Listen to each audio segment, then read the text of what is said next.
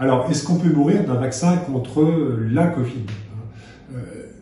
On va dire d'abord que tous les traitements, quels qu'ils soient, sont des traitements qui comportent toujours des risques, plus ou moins élevés.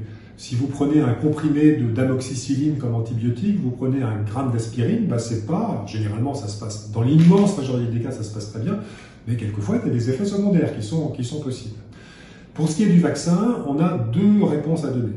La première, ça a été les études qui sont pour l'instant faites sur les 3 types de vaccins différents. Vous savez que le vaccin à ARN messager, Pfizer, BioNTech ou Moderna, puis le vaccin qui est à ADN, qui est le vaccin AstraZeneca, qui n'est pas encore disponible. On a là un recul sur plusieurs dizaines de milliers de personnes, et on sait que les complications sont possibles, mais sont très rares. Il n'y a pas eu de décès dans ces populations vaccinées par l'un des 3 vaccins.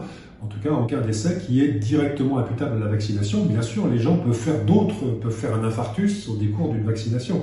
Mais ça n'est pas lié au vaccin. Donc aucun élément pour penser qu'il y a une mortalité particulière liée au vaccin. La deuxième réponse, c'est que dans certains pays, maintenant, les vaccins à ARN messager sont très largement utilisés. Pratiquement 3 millions d'Américains sont vaccinés. Et on a vu un tout petit nombre de complications qui étaient des complications d'allergie sévère, mais dont aucun n'a conduit au décès des patients.